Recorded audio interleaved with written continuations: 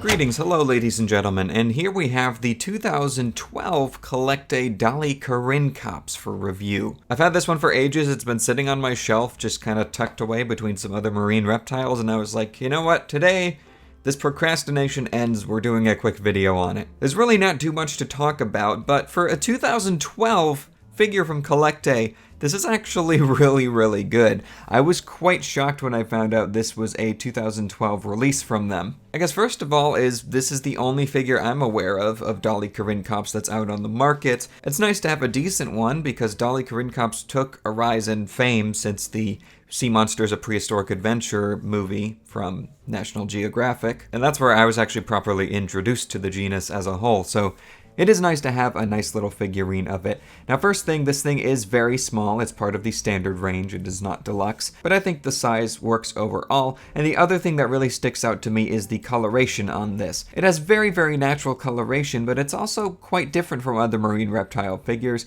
and it stands out in a very good way on the shelf in my opinion for being so small. It has a pretty much completely white underbelly with a transition into a tannish color on the sides, and then the back of the animal is in this paler brown color, which I think works really nicely, and the sort of mottled patterns transitioning between the tan and the lighter brown really makes it more interesting to look at. And I like how it's not completely symmetrical on both sides of the animal. For example, on this side we have two lighter colored dots, and on this side we only have one over the shoulders. I guess my one big complaint overall with this figure is that I feel like there could be a little more meat on it. It feels a little bit spindly in some areas. The fin shaping overall is really good, and the proportioning of the fins and the body is also pretty good as well in comparison to the skeletals, but my one problem comes in with the head. The head overall is just a tad bit large in comparison to the body. The neck feels spindly, and I just feel like there could be more meat on the head overall. But the head is actually pretty decent in shaping besides feeling a little bit spindly. And I do like the glossy black eye, of course. The nostrils are carved out there, and the overall look of the head here reminds me of a river dolphin. The teeth are also pretty nicely done and are quite proportional in comparison to the size of the head.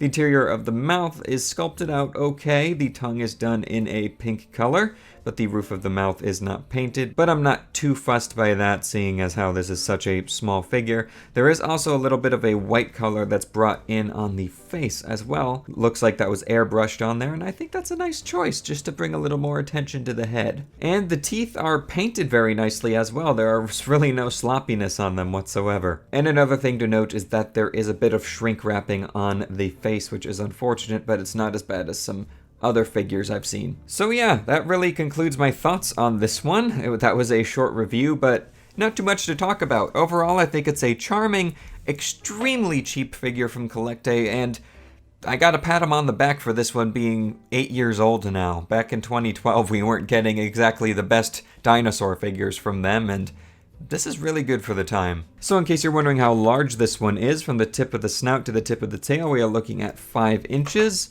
which is about 12 centimeters, and in terms of the height of the highest point, which is the top of the head, we are looking at about 1 1/4 inches, which is about 3 centimeters. And for a very quick comparison, here is the 2012 Dolly with the recently reviewed 2020 CollectA Allosaurus.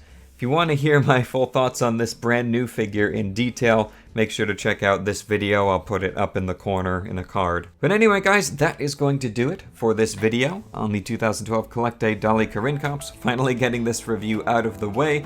I hope you have enjoyed. If you did, drop a like down below and let me know your thoughts on this figure and if you have it or if you plan on picking it up. I definitely just recommend tacking this one on a figure order sometime if you're ordering some CollectA figures or something. It's only a few dollars, and it's just a really nice little figure for the time. So thank you all so much for watching, and I'll catch you all in my next video. So take care, and bye-bye.